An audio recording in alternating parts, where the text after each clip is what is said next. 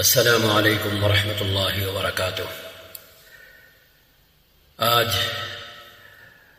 رمضان المبارک کی 19 تاریخ ہے اور یہ رمضان کے دوسرے عشرے میں آنے والا جمعہ ہے۔ مارچ کی آج 29 تاریخ ہے، سن 1445 ہجری اور سن 2024 عیسوی۔ آج کے خطبے میں امام نے آخری عشرے کی فکر کرنے کی اور آخری عشرے میں عبادت کے لیے کمر کسنے کی ضرورت پر زور دیا اور توجہ دلائی۔ اس سلسلے میں نبی کریم صلی اللہ علیہ وسلم کا معمول بیان کیا جو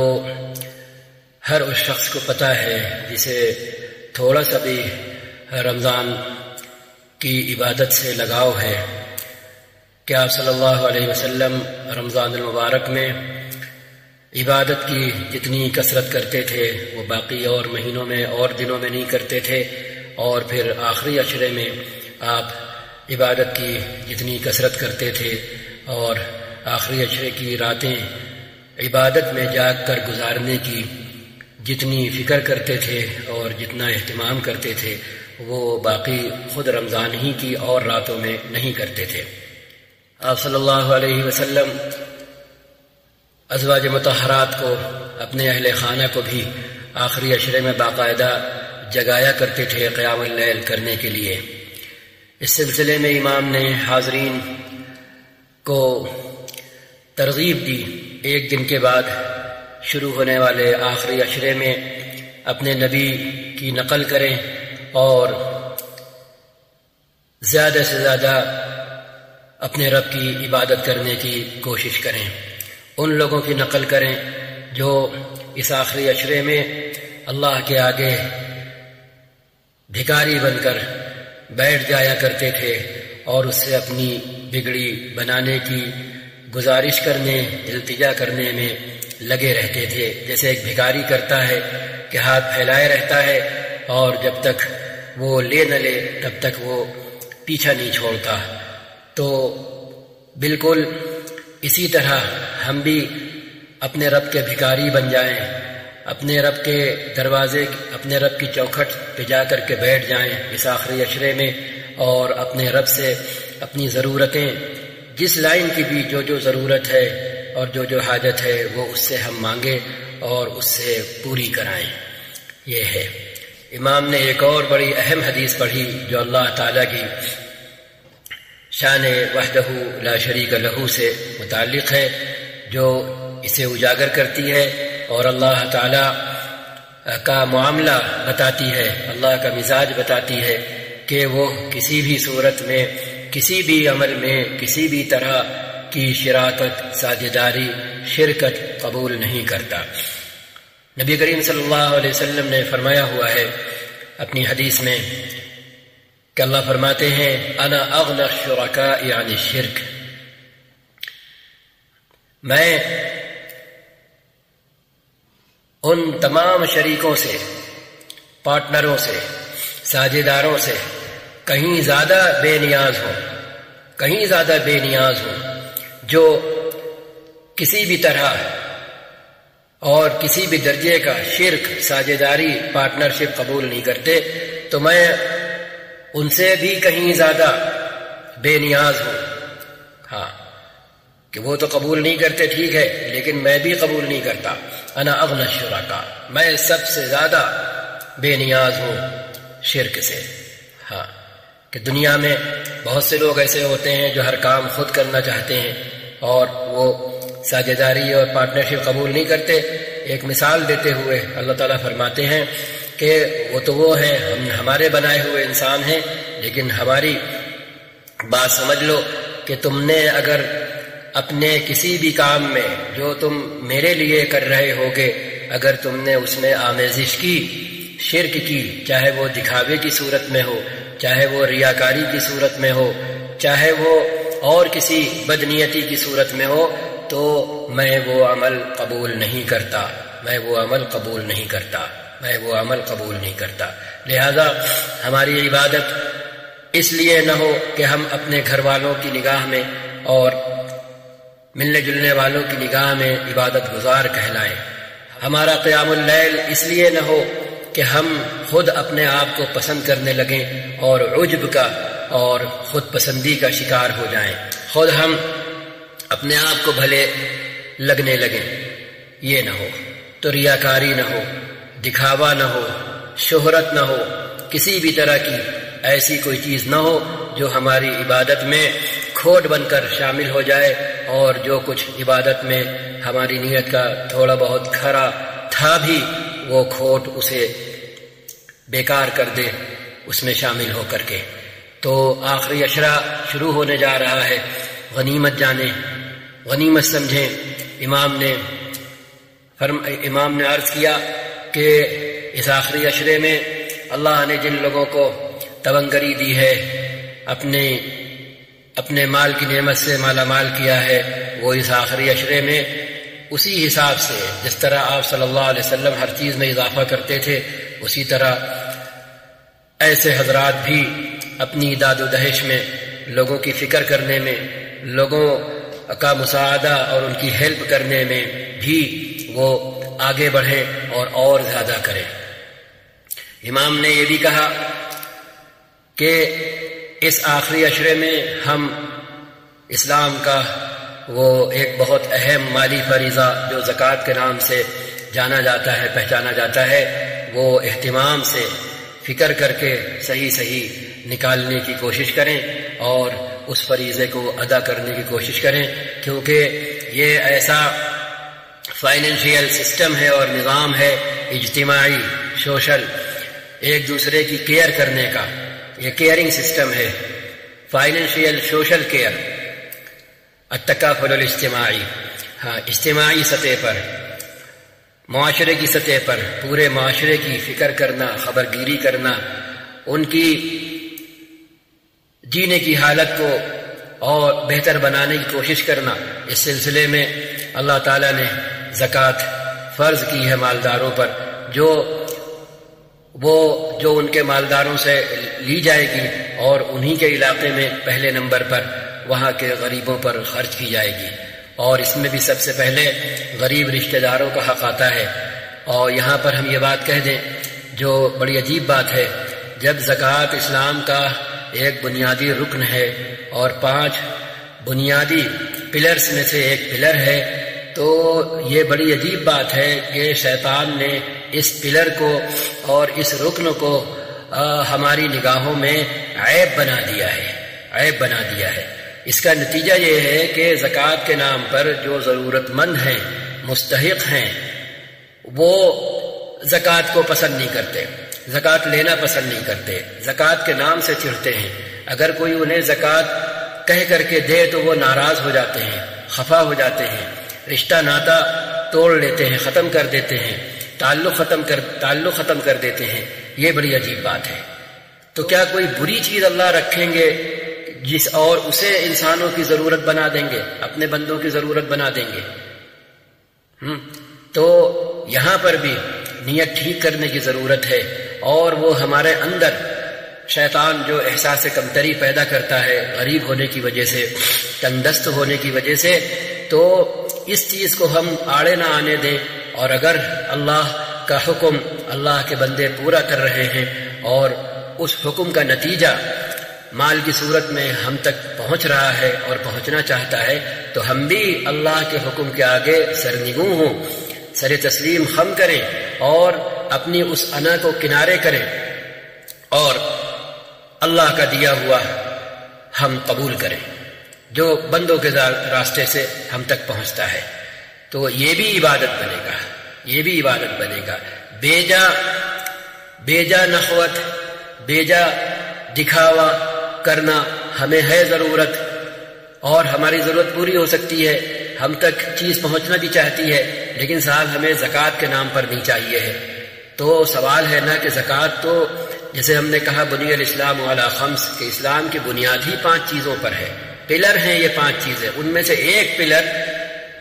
زکوٰۃ ہے۔ تو اگر ہم اپنے اسلام کی عمارت میں زکوٰۃ کا پلر نہیں لگا رہے ہیں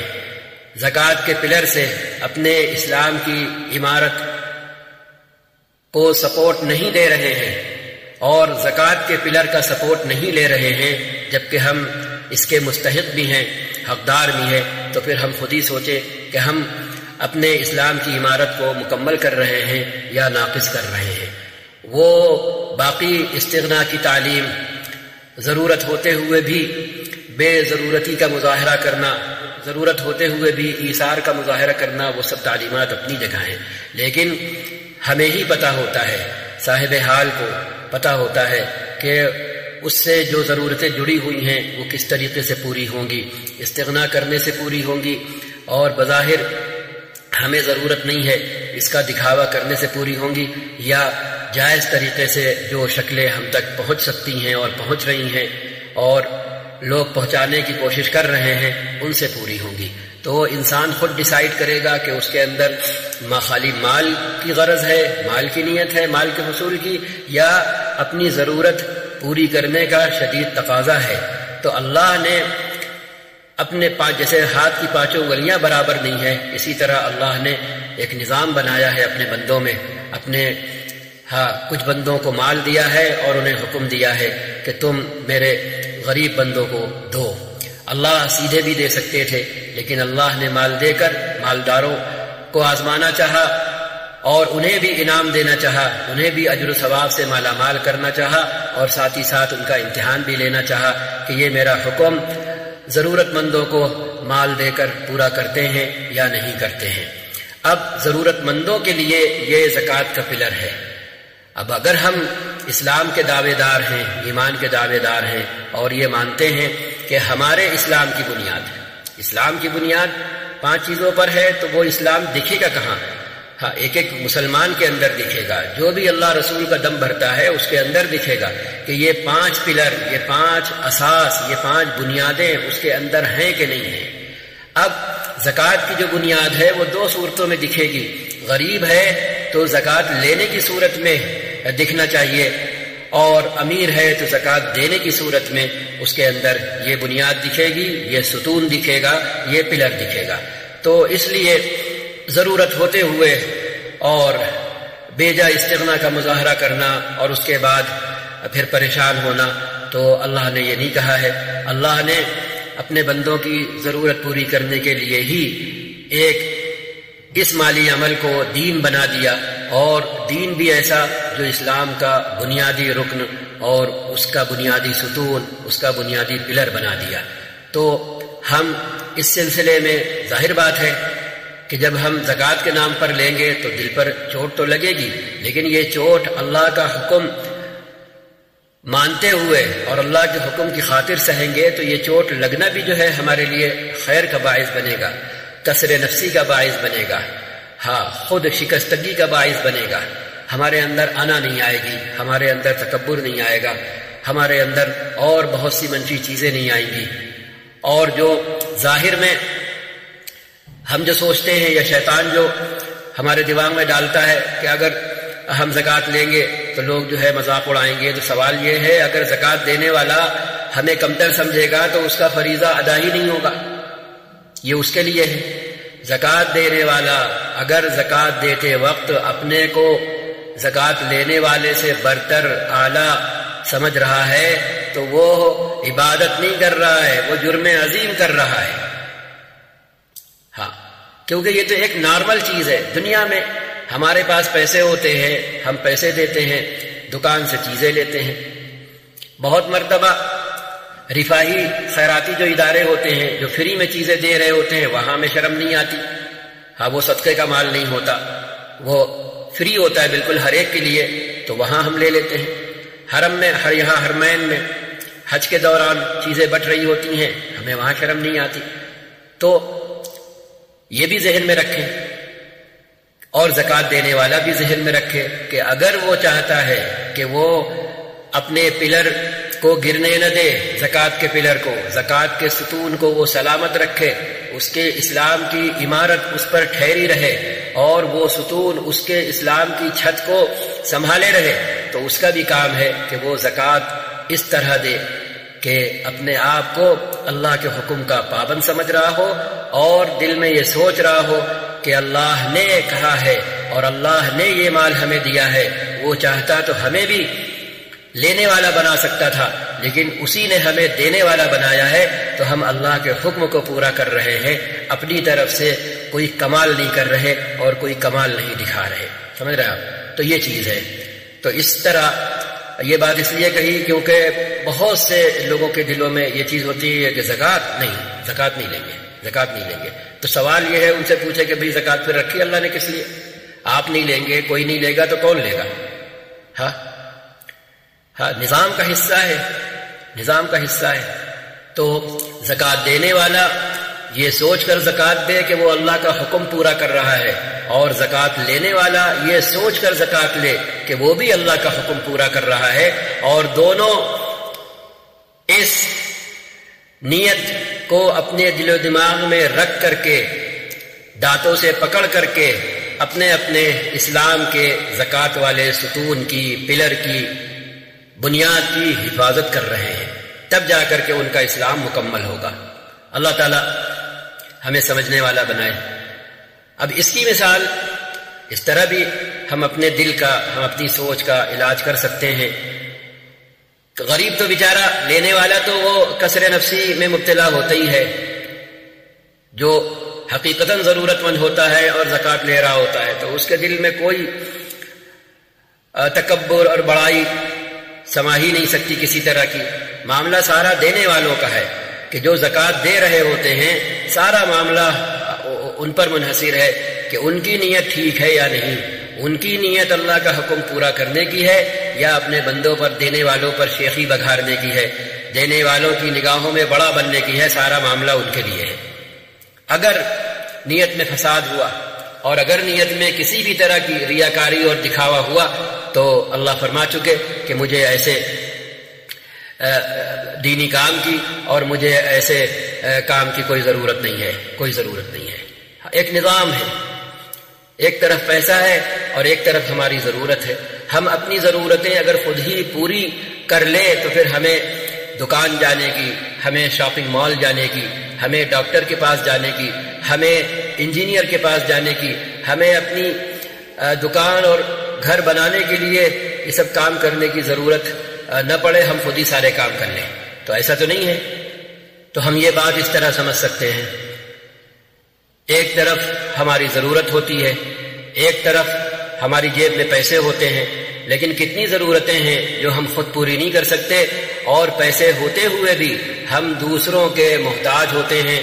اور دوسروں کے انتظار میں ہوتے ہیں.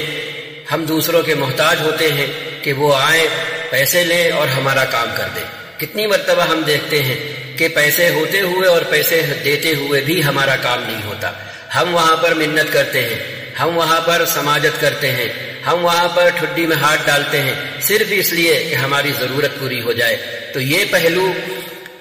پہلو مالداروں کے لیے ہے کہ جب وہ اپنی زکوٰۃ نکالنے چلیں تو جسے دے رہے ہیں اسے اپنا محسن سمجھیں. بالکل ٹھیک ایسے ہی جیسے مریض ہوتے ہوئے پیمنٹ بھی دیتے ہیں اور ڈاکٹر کو اپنا محسن سمجھتے ہیں. گھر بنانے چلتے ہیں تو پیمنٹ بھی خود دیتے ہیں لیکن انجینئر کو اپنا محسن سمجھتے ہیں، مزدوروں کو اور کاریگروں کو اپنا محسن سمجھتے ہیں. اگر وہ بھاگ جائے کسی وجہ سے تو جا کے اس کی خوشامد کرتے ہیں. ٹھیک اسی طرح ہم اسلام کے اس پلر، اس ستون کی حفاظت کے لیے اور اللہ کے حکم کو پورا کرنے کے لیے یہ فیلنگ اپنے اندر پیدا کر سکتے ہیں مالدار حضرات کہ جب وہ دیں تو سمجھیں کہ انہیں ضرورت ہے کہ غریب لے لے تاکہ اللہ کا حکم پورا ہو اور انہیں اسلام کے اس رکن پر عمل درآمد کرنے کا اجر و ثواب مل جائے. لینے والا اپنے اندر ٹھیک وہی کیفیت پیدا کرے کہ کیسا ہی مرض ہو، بدن میں کیسی ہی خفیہ جگہ کا مرض ہو، لیکن ڈاکٹر کے پاس جب دکھانے جاتا ہے تو حیا اور شرم ہوتے ہوئے بھی وہ حصے وہ کھولتا ہے اور دکھاتا ہے کیونکہ اسے پتا ہوتا ہے اگر دکھائے گا نہیں تو علاج نہیں ہوگا. اسی طرح مزدوری کرنے جاتا ہے، کام کرتا ہے تو وہاں پر بھی چاہے وہ اس کے گھر کا بیک گراؤنڈ کچھ بھی ہو، لیکن وہاں پر وہ صرف مزدور ہوتا ہے اور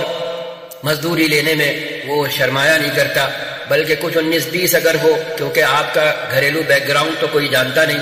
تو بعض مرتبہ مزدور ہونے کی ظاہری حیثیت کے حساب سے معاملہ ہوتا ہے، کبھی کوئی سخت سست کہہ دیتا ہے، کبھی کوئی گالی بک دیتا ہے، تو آدمی اپنی ضرورت کو سامنے رکھتا ہے اور صبر کرتا ہے، اور نیت اس پر رہتی ہے کہ شام ہو اور مزدوری مل جائے تاکہ جو ضرورتیں رکی ہوئی ہیں وہ پوری ہو جائیں۔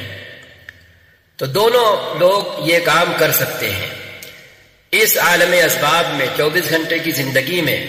یہ ہمارے دو روپ ہیں، کہیں پر ہم دینے والے ہیں اور کہیں پر ہم لینے والے ہیں، کہیں پر ہم دوسروں کی ضرورت پوری کرنے والے ہیں اور کہیں پر ہم محتاج ہیں کہ دوسرے آئیں اور ہماری ضرورت پوری کریں، ہم پیسے دے کر محتاج ہوتے ہیں۔ ہاں، تو ہم یہ کر سکتے ہیں ٹھیک اسی طرح کہ ہم دے رہے ہوں تو اپنے آپ کو ضرورت مند سمجھ رہے ہوں، لینے والے کا احسان سمجھ رہے ہوں۔ ہم جب دے رہے ہوں تو لینے والے کو اپنا محسن سمجھ رہے ہوں کہ اگر یہ نہیں لیتا اور کوئی لینے والا ملتا ہی نہیں تو ہمارے اسلام کا یہ رکن ہم سے ادا نہیں ہوتا۔ اسی طرح لینے والا سمجھے کہ اللہ کا حکم ہے اور ہمارے اسلام کا یہ رکن بھی ہم سے ادا نہیں ہوگا اگر ہم اللہ کا حکم پورا کرتے ہوئے یہ لیں گے نہیں، اور اس سے جڑی جو ہماری ضرورتیں ہیں وہ ہم پوری نہیں کریں گے۔ بس یہ چند باتیں تھیں، تو اللہ تعالی ہم کو اور آپ کو سب کو توفیق دے کہ اس آخری عشرے میں ہم کمر کس لیں، ہم زیادہ سے زیادہ وقت اللہ کے آگے کھڑے ہو کر اس کی عبادت میں گزاریں، نمازوں میں گزاریں، اور سب سے پہلی بات وہی ہے کہ جماعت کے ساتھ عشاء کی نماز پڑھیں، مسجد میں تراویح پڑھیں اور امام کے ساتھ وتر ختم کریں تاکہ ساری رات کا اجر و ثواب ہمیں ملے، اور خاص طور پر پھر اس کے بعد طاق راتوں میں شب قدر کی خاطر عبادت کرنے کا اہتمام کریں، کیونکہ آپ صلی اللہ علیہ وسلم نے یہ بھی فرمایا ہوا ہے من قام لیلۃ القدر ایمانا واحتسابا غفر له ما تقدم من ذنبه، جو شب قدر میں اللہ کے آگے کھڑا رہے گا ایمان کے ساتھ کہ اللہ نے کہا ہے، اور احتسابا اور اجر و ثواب کی آس کے ساتھ کہ یہ وقت ضائع نہیں جائے گا، اس پہ بہت کچھ ملے گا، تو شب قدر میں کھڑے ہونے سے بھی، تو شب قدر کا قیام بھی ہمارے پچھلے تمام گناہ معاف کر دیتا ہے۔ تو ایک اضافی چیز ہے اس آخری عشرے میں بھی کہ تراویح کا اسی طرح اہتمام ہو جیسے ہم ابھی تک کرتے چلے آئے، وتر سمیت امام کے ساتھ اپنی تراویح ختم کریں، اس کے بعد طاق راتوں میں شب قدر ڈھونڈنے کی خاطر اللہ کے آگے کھڑے ہوں، رات کا سارا حصہ ہمارا عبادت میں گزرے، جاگتے ہوئے گزرے، کیونکہ آپ صلی اللہ علیہ وسلم کا یہ معمول تھا۔ اس کے بعد اسی عشرے میں اگر ہم نے زکوٰۃ نہیں نکالی ہے تو ہم زکوٰۃ نکالیں، اسی عشرے میں اگر ہم کو اللہ نے مخیر بنایا ہے، اپنی نعمتوں سے نوازا ہے، تو ہم اللہ کے ان بندوں کی ہیلپ کریں، تعاون کریں، مدد کریں جن کی مدد اور ہیلپ کرنے کا اللہ تعالی ہم سے مطالبہ کرتا ہے، امید کرتا ہے اور ہمیں حکم دیتا ہے۔ یہ چیز ہے۔